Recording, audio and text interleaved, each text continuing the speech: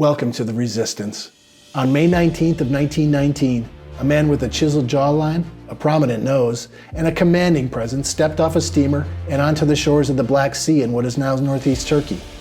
Still dressed in the soldier's uniform of the crumbling Ottoman Empire, the officer had orders to disarm and disband the remaining Ottoman troops in the region after their humiliation in the Great War.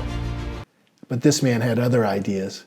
Defying his orders, he began rallying troops to rebel against both the Ottoman Sultanate and the occupying Allied forces. Thus began the Turkish War for Independence. Within a few years, Mustafa Kemal Ataturk had forged a grand national assembly, and a new country had been born. The seeds of a modern, secular, and democratic state had been planted. So what happened since? Why are people saying this democracy is crumbling today? And who are the driving forces to restore it? But before we get to the resistance, a little history for context. Before the establishment of the modern state of Turkey, the Ottoman Empire ruled over portions of 3 continents for over 600 years. It was governed by a sultan, who served as both political and spiritual leader. In one of the most significant events in Asian and European history, Sultan Mehmed II captured Constantinople in 1453, ending the Byzantine Empire and shifting the balance of power from Europe to Asia and from Christianity to Islam for centuries to come. By the 16th century, the empire reached its zenith under Suleiman the Magnificent, occupying much of Southeast Europe, Western Asia, and North Africa. However, from the late 17th century onward, the Ottoman military suffered a string of defeats by European powers as it lagged behind in technology and industry, culminating in its collapse at the end of World War I. After the disastrous 1920 Treaty of Sèvres divided the Ottoman Empire among the Allied forces, Ataturk's forces overcame the odds and repelled the Greeks, Armenians, and French, culminating in the Treaty of Lausanne in 1923, which recognized the borders of the new Republic of Turkey. Ataturk sought to create a secular, modern nation-state by distancing Turkey from its Ottoman past and orienting it toward the West. The Sultanate was abolished and a republican form of governance was adopted. Religious institutions were separated from the state and Arabic script was replaced with the Latin alphabet. In 1928, Islam was removed as the state religion and mosques were brought under state control. Women were granted equal rights, including the right to vote in 1934. Although these measures were indicative of Ataturk's vision for a democratic Turkey, the early Turkish Republic was still authoritarian. Ataturk's Republican People's Party, or CHP, dominated the political scene, essentially making Turkey a one-party state. A constitution, a grand national assembly, and an independent judiciary, all things we like, were established, but they were all controlled by Ataturk and the CHP. Dissent was not well tolerated, with opposition figures facing exile, imprisonment, or worse. Forces arose to oppose Ataturk's secularist authoritarian push.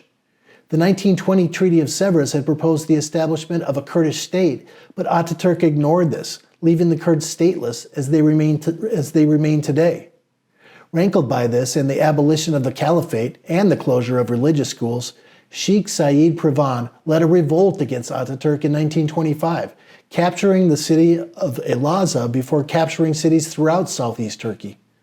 Although the revolt was decisively squashed by Ataturk's forces within 2 months, it would portend a conflict with Kurdish independence forces that continues a century later. Despite Ataturk's authoritarian tendencies, Turkey took further steps towards democracy after his death in 1938. His successor, İsmet İnönü, navigated Turkey through the tumultuous years of World War II, maintaining a strict policy of neutrality. But democracy really began to take root in Turkey in the years after World War II, a period marked by increased political pluralism. By 1950, the Democrat Party, or DP, achieved a landslide victory under the leadership of Adnan Menderes, signaling the end of the CHP's uninterrupted rule and the first peaceful transition of power in Turkish history. Now that's what we're talking about. But the 1950 election also signified the population's rejection of Kemalist, secularist policies, with many victories by Islamists. The DP's policies, while initially popular due to economic growth and increased religious freedoms, began to tend toward political repression, with press restrictions and attacks on institutional independence. Per Turkey's constitution, the military is responsible for safeguarding its democracy, and in 1960, a group of junior military officers, citing concerns over the erosion of Ataturk's secular principles, staged a coup and ousted the DP government. Menderes and several other DP leaders were tried and executed. Despite the turbulence, post-coup Turkey did introduce a more pluralistic political framework, adopting a new constitution in 1961. However, the coup had set a dangerous precedent and opened a rift between military and civilian leadership which would define Turkey for generations. This scenario would play out again in 1980 and 1997, as Turkey's democracy oscillated between Islamism and secularism, between civilian and military rule, and between authoritarianism and democracy. So how did we get from multiple military coups on behalf of democracy and secularism to today's Islamist authoritarian regime? Seeking to distance themselves from previous Islamist parties, Abdullah Gül and Recep Tayyip Erdogan forged the Justice and Development Party, or AKP, in 2001. Erdogan had proven his credentials as an exceptional problem solver as mayor of Istanbul in the 90s, paving the way for his election as prime minister in 2002. Erdogan immediately began enacting a series of democratic reforms to meet EU accession criteria, including free market reforms, reduction of the military's political influence, and legislation to protect human rights. All things we like. Erdogan's skills were initially put to good use. The economy grew quickly as the business climate improved. Poverty was cut in half. He gave accommodations to minorities, even allowing ethnic Kurds to be educated in their own language for the first time since Turkey's independence. But with successive election victories, Erdogan began to consolidate power.